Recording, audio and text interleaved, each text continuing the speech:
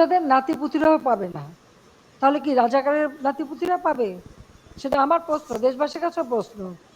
আর যদি না মানে কিছু করার নাই, রাজপথে আন্দোলন করে আন্দোলন করতেই থাকবে, তবে কোনো ধ্বংসাত্মক কাজ করতে পারবে না। আমি কিন্তু করি আমাদের বাড়িতে কাঁঠালে কাবাব করি, মাংসের পরিবর্তে কাঁঠালটা দিয়ে আমরা ওই স্বামী কাবাব বানানো বা বার্গার বানানো, কারণ আমাদের এখন অনেকে ভেজিটেরিয়ান হয়ে গেছে, মাছ খায় কিন্তু মাংস খায় না। বেগুনের দাম রোজার সময় সবাই বেগুনি খাবে, হঠাৎ 110 টাকার উপরে বেগুন হয়ে গেল, সেটা এখন কমে 80 টাকা এসেছে। তো বেগুন দিয়ে বেগুনি না খেয়ে আরও যে সবজি সহজলভ্য আছে সেটা দিয়ে খেলেই হয়, আমরা তাই খাই। মিষ্টি কুমড়া দিয়েও খুব ভালো বেগুনি না বানায়, মিষ্টি কুমড়া দিয়েও বেগুনি বানানো যায়, সেভাবে আমরা করি, সেভাবে করা যায়। সকলের হাতে মোবাইল ফোন, এই মোবাইল ফোন কে দিয়েছে? আওয়ামী লীগ সরকার দিয়েছে। আছে না আপনাদের হাতে মোবাইল ফোন? আছে। খালেদা জিয়া কি করেছিল? মুরগির উপরেও বোমা মেরেছে। যারা এখন এই বিদ্যুৎ কেন্দ্র নিয়ে কথা বলবে, আমার মনে হয় তাদের বাড়ির বিদ্যুৎগুলি বন্ধ করে দেওয়া উচিত। এবং আমি যদি প্রধানমন্ত্রী হই, আমি আপনাকে বলে দিচ্ছি, সপ্তাহে একদিনের বেশি টেলিভিশন অন্তত আমার চেহারা দেখবেন।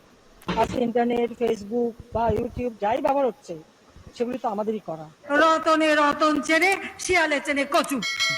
একটা কাউন্সিলর যদি বলে যে আপনাকে চাই না, আমি থাকবো না। নারীর ক্ষমতায়ন কোথায়?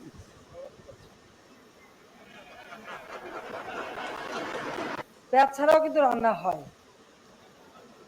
হ্যাঁ, আমি কিন্তু করি, আমি করি তো।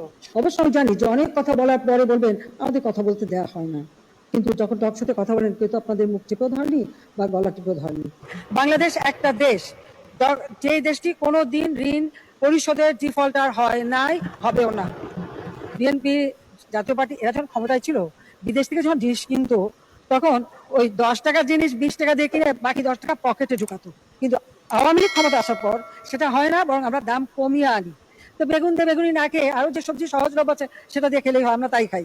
মিষ্টি কুমড়া দিয়েও খুব ভালো বেগুনি না বানায়, মিষ্টি কুমড়া দিয়েও বেগুনি বানানো যায়, সেভাবে আমরা করি, সেভাবে করা যায়। বিনা দোষে র্যাবের কয়েকজন সদস্যের বিরুদ্ধে যারা স্যাংশন জারি করেছে, তাদের দেশে কিন্তু এ ধরনের অপরাধ করলে তারা কিন্তু তাদের কোন বাহিনীর বিরুদ্ধে কোন রকম শাস্তিমূলক ব্যবস্থা গ্রহণ করে না।